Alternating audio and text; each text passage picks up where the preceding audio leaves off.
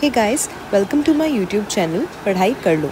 Okay, so today we are going to learn about what is injuria sine damno. This is a Latin maxim in tort. Injuria sine damno means violation of a legal right without causing any harm, loss or damage to the plaintiff, which means कि injuria sine damnum का मतलब क्या होता है कि यहाँ पर जो प्लेंटिफ है उसको विदाउट कॉजिंग एनी हार्म, उसको कोई डैमेज नहीं होगा, कोई हार्म नहीं होगा, बस उसकी जो लीगल राइट है वो वायलेट हो रही है. अब क्योंकि उसकी लीगल राइट वायलेट हो रही है, बस इसीलिए ये एक टॉर्ट है. ठीक है, यहाँ पे उसका कोई डैमेज नहीं है, कोई लॉस नहीं है प्लेंटिफ को, बट स्टिल ये एक टॉर्ट है बिकॉज उसका लीगल राइट जो है वो वायलेट हो रहा है. Alright, there are two kinds of torts. अच्छा, अब यहाँ पे दो काइंड्स ऑफ टॉर्ट होते हैं. इसके अंडर नहीं है, ये नॉर्मली एक सेंटेंस आया है कि ये यहाँ पे दो काइंड ऑफ टॉर्ट होता है. Firstly those tort which are actionable per se. ठीक है, जो एक्शनेबल होता है, ठीक है, पर say that means without any proof of damage.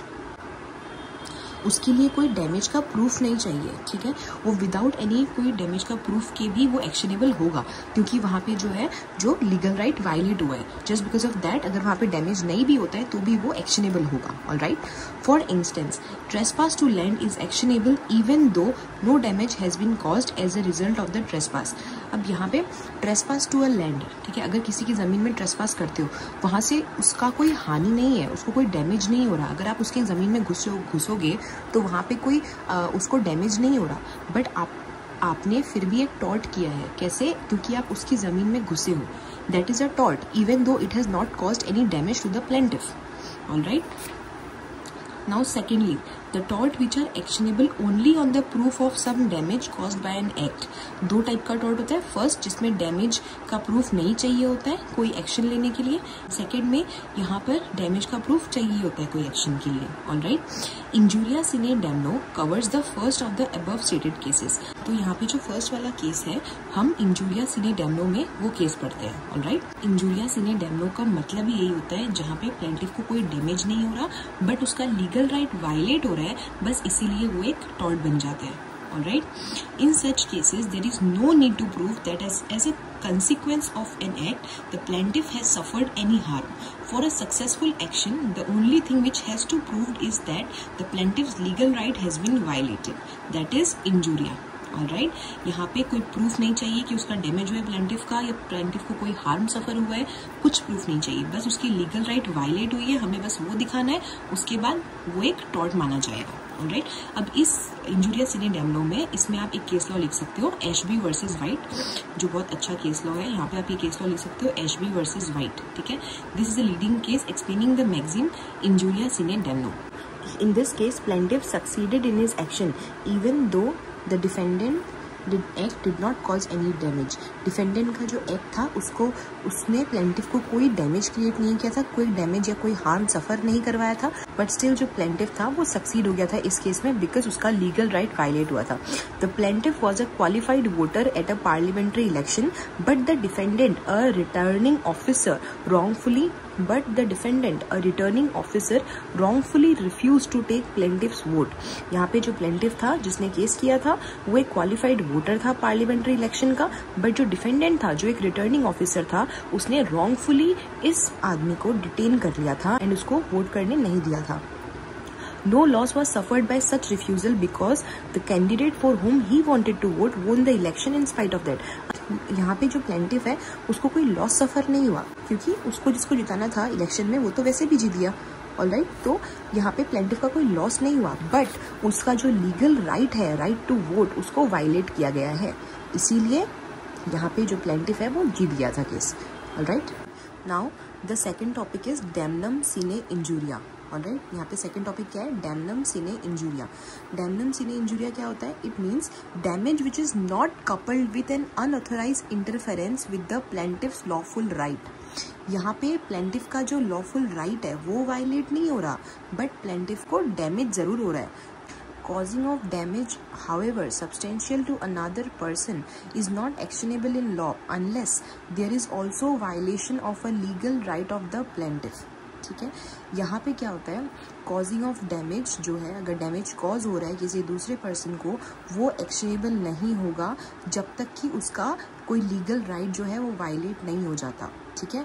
ये जो सिचुएशन है ये कब हो सकता है, ये सिचुएशन तब हो सकता है जब this is generally so when the exercise of legal right by one results in consequential harm to another. ये जो केस है जहाँ पर another person is not actionable, जहाँ पे जो दूसरा पर्सन है वो एक्शनेबल नहीं होगा अनलेस उसका कोई लीगल राइट वायलेट हो रहा है, ठीक है। सिर्फ डैमेज के बेसिस पे यहाँ पे जो है एक्शन नहीं लिया जाएगा जब तक कि कोई राइट वायलेट नहीं होता, कोई लीगल राइट वायलेट नहीं होता प्लेंटिफ का। This is generally so when the exercise of legal right by one results in consequential harm to another. अब ये कब होगा, ये केस कब होता है, जब एक इंसान अपना लीगल राइट का पालन कर रहा है एंड उसके वजह से किसी दूसरे को हार्म होता है, ठीक है, तब ये जो केस है ये प्रिवेल करेगा। Alright, the mere fact that a man is injured by another's act gives in itself no cause of action. Just ये फैक्ट कि एक इंसान जो है वो उसको कुछ इंजरी हो गया है दूसरे की वजह से, सिर्फ ये जो फैक्ट है, ये फैक्ट की वजह से एक्शन नहीं लिया जा सकता।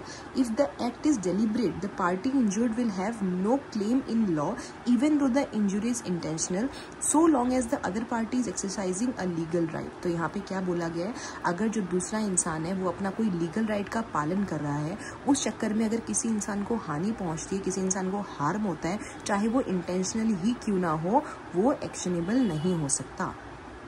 ऑलराइट, अब इस मैगजीन के अंडर आप ये केस लॉ लिख सकते हो, ग्लोसेस्टर ग्रामर स्कूल केस। इसमें क्या होता है, there the defendant a schoolmaster set up a rival school to that of the plaintiffs.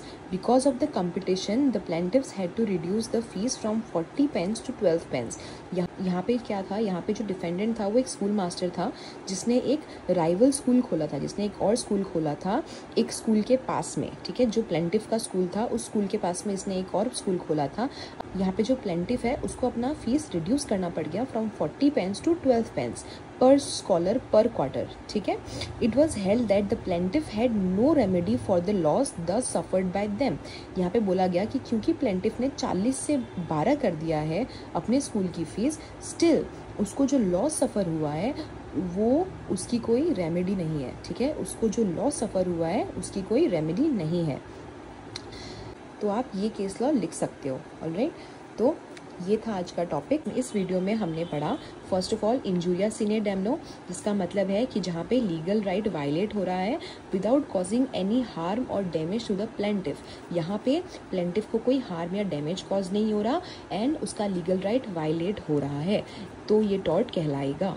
Alright, अगर उसका लीगल राइट वायलेट हो रहा है, फिर चाहे उसको कोई लॉस हो रहा है नहीं हो रहा है, स्टिल वो एक टॉर्ट के अंडर आएगा। और इंजूरिया सीने डेमनो, डेमनो मतलब डैमेज, इंजूरिया मतलब इंजुरी, ठीक है। एंड सेकंड हमने पढ़ा डेमनम सीने इंजूरिया। यहाँ पे क्या होता है कि अगर लीगल राइट वायलेट नहीं भी हो रहा है और अगर सामने वाले को कोई डैमेज हो रहा है तो वो भी एक्शनेबल है। ऑलराइट, यहाँ पे लीगल राइट वायलेट होना ज़रूरी नहीं है। अगर the plaintiff has suffered any loss then it will be actionable. Alright, इस लेटिन मैगजीन के अंडर आप ये केस लॉ लिख सकते हो एशबी वर्सेस वाइट। इस लेटिन मैगजीन के अंदर आप ये केस लॉ लिख सकते हो ग्लोसेस्टर ग्रामर स्कूल केस।